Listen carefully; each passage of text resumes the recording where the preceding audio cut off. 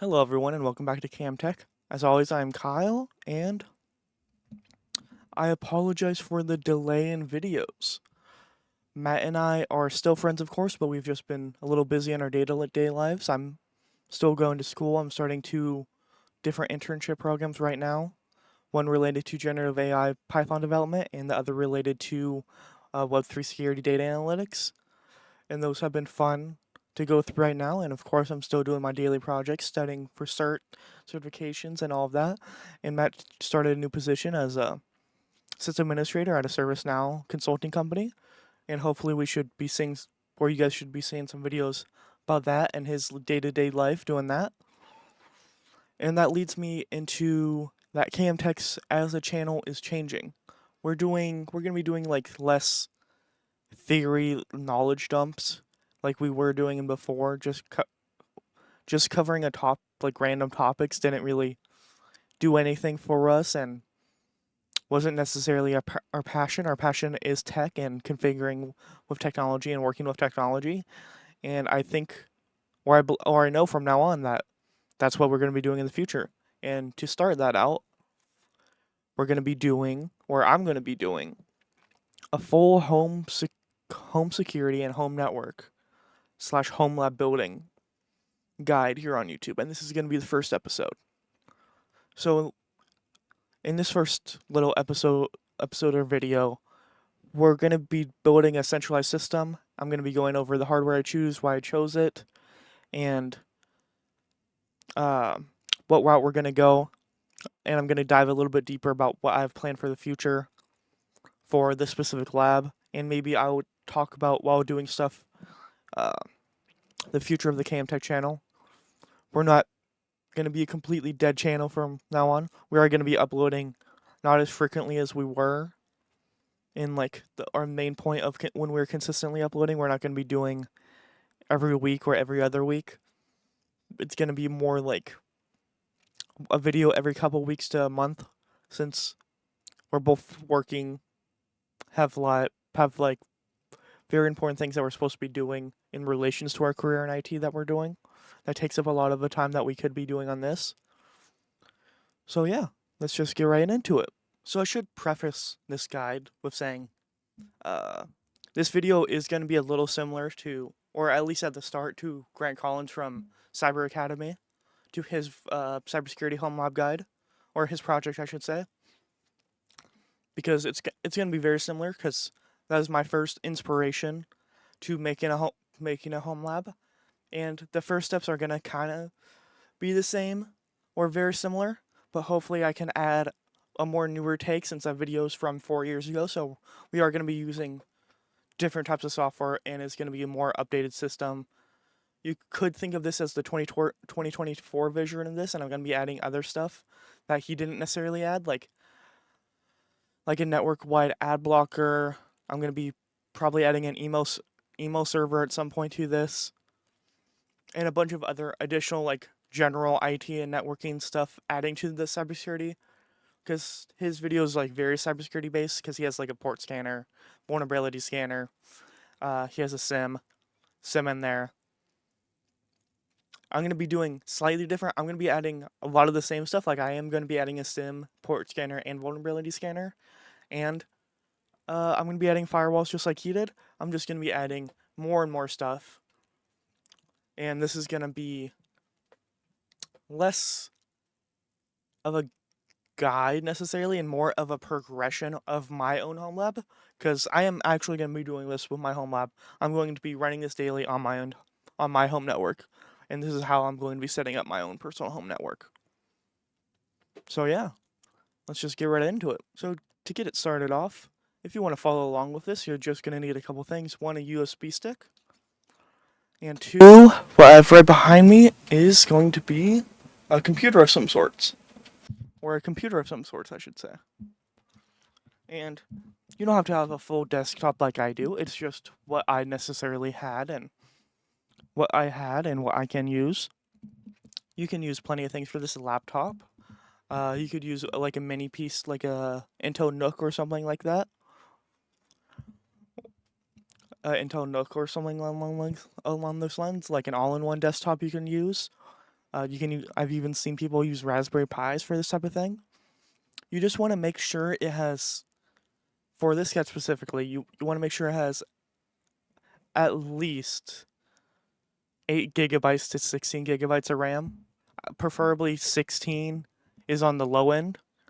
Ideally, you might want 32 to 64 once we're going to be getting into the more complex applications. And once we're going to be more towards the end, I'm probably going to upgrade my system from a 16 gigabyte to a 32 or a 64 because I believe I probably am going to run through 16 gigabytes of RAM with all the VMs we're going to be making in this.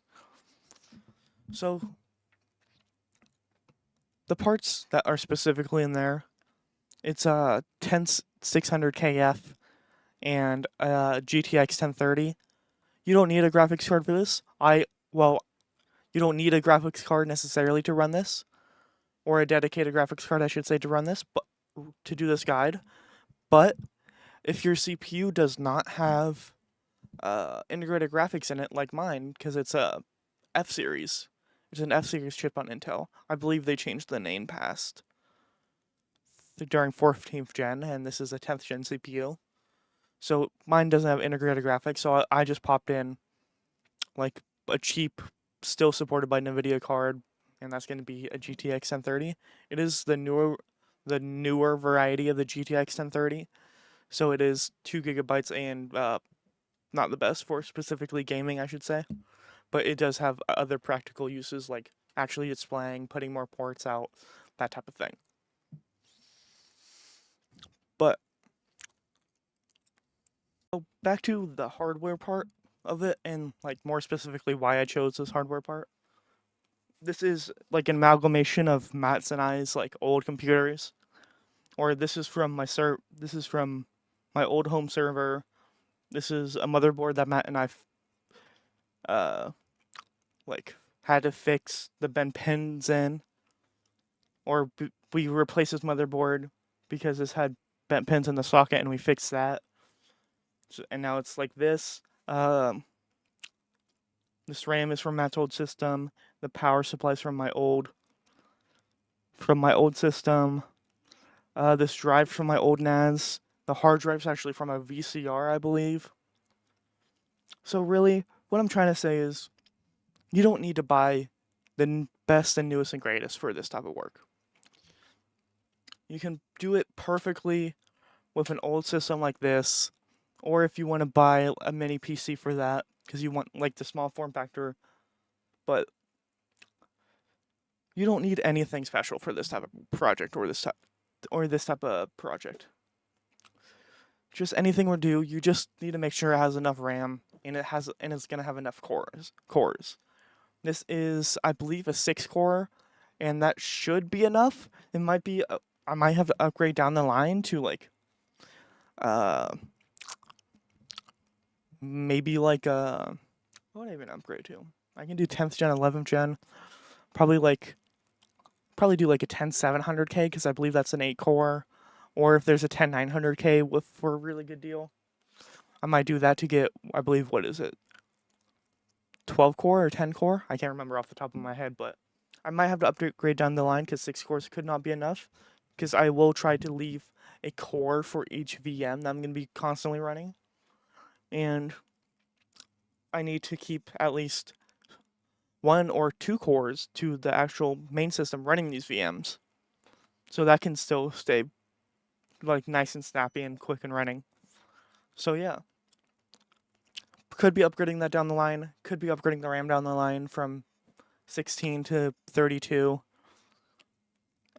And for storage, I have a 500 gigabyte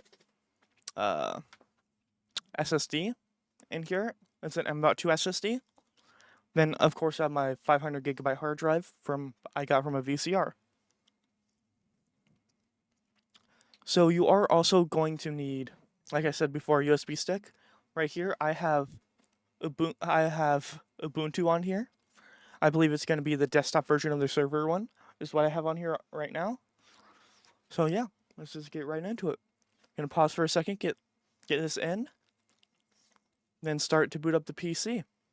And I'm gonna be screen recording. I'm not gonna be screen recording. I'm actually gonna be capturing it. So yeah, see you guys in the next clip. All right, so I got the correct version of Ubuntu on here, and if you want to see how to make a bootable USB drive, I'll link to my GitHub where I made a guide on that. So just want to plug it in. Plug it in. If I can get the right side of the USB stick, share the power supply's on, and just get it started. I am gonna. This is gonna be on Wi-Fi for now. Uh, because this is not its permanent spot, I'm gonna be setting up the centralized server here.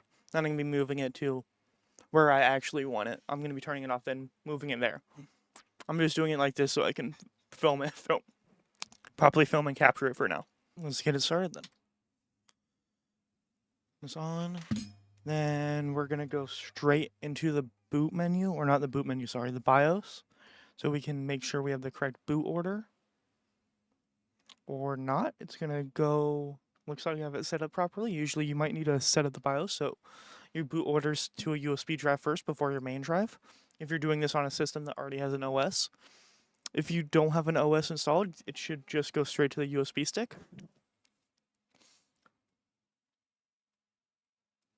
Right. Then I always try to plug my USB sticks for when I'm like implementing an OS onto a system. I always try to put it in the fastest port possible.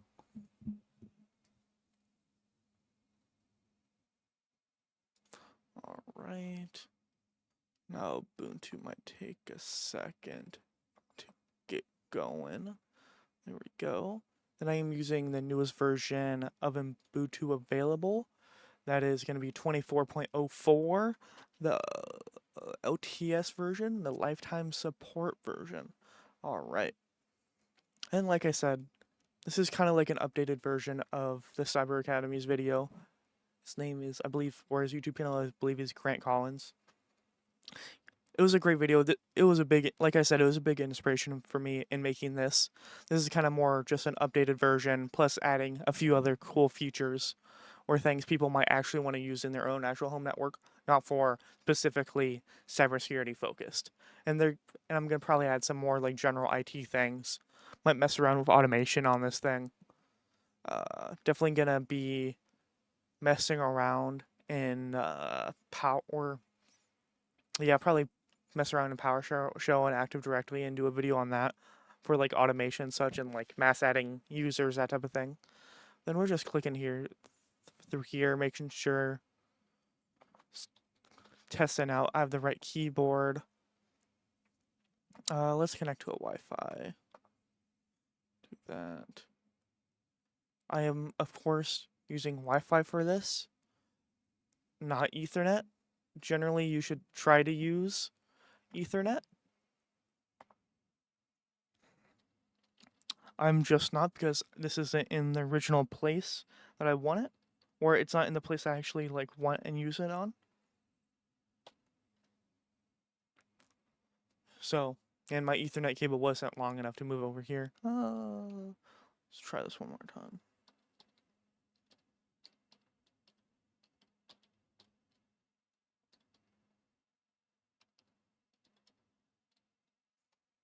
I'm not familiar with this keyboard.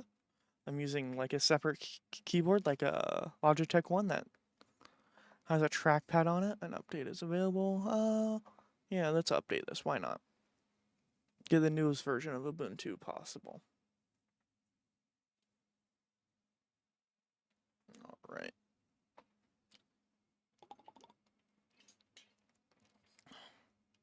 All right, close installer. There we go.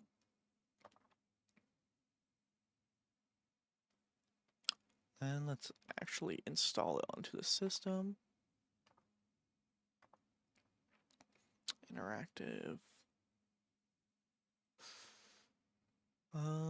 Let's do interactive, yes. Just the essentials, yes. Yes. Here I'm just making sure it's selecting for this. It's installing like third-party like drivers and such for my graphics card. like it's installing the video drivers for my graphics card, things like that. Then I just want to make sure it supports all media formats so I don't have any issues in the future or have to change it in the future. Let's erase disk. I don't want to use ZFS or anything. So erase disk and install Ubuntu. And next, do you want to install it?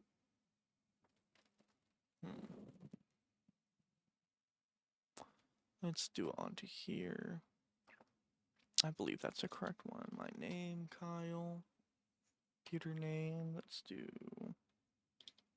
Homelab. Username, let's do kid. Homelab kid or Homelab K. Well, actually, let's do K's or let's do K home. K Homelab. Then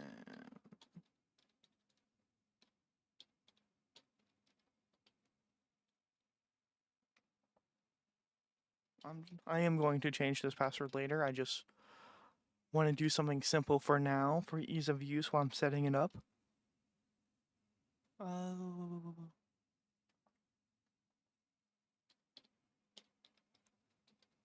we go. Then I use active. No, then we're not gonna. I'm gonna turn off my password to log in. Then I'm not gonna select Active Directory because we're gonna be. This is gonna be the machine controlling or not controlling Active Directory, but where I set it up on. Installation disk, custom digital. I believe that's the right disk. Right. Now it's copying files and installing. Then I'm gonna pause the recording for now. Then I'll be back with you once it's done installing. Alright, so we're back. Just gotta restart now. Restart now, that's gonna be ready to use. Restart now. Oh, helps if I use the correct mouse. Alright.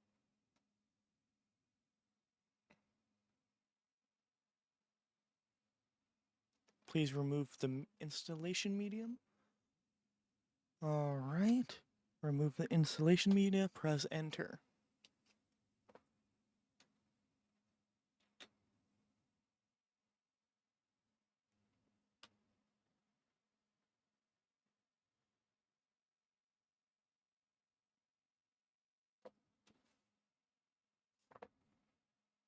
Right. Then hopefully it just boots into Ubuntu. Oh, perfect. There we go.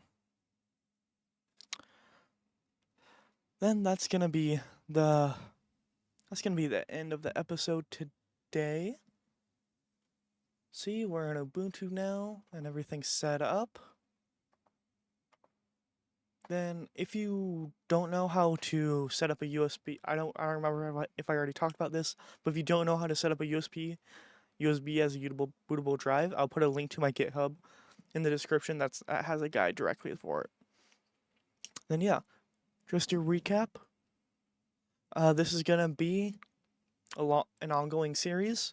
I'm gonna try to post an episode of this every couple weeks, every like 3 weeks, every 3 weeks maybe, just whenever I get to it. Just again, Matt and I are very busy. We're gonna still try to keep uploading as much as we can to this channel because we do really enjoy making videos. Just again, he started a new job.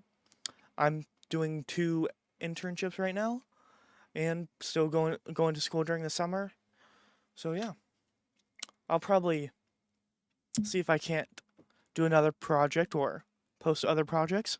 I might try to do coding or like studying streams on this channel in the future, or I might do other sort of streaming related to tech content.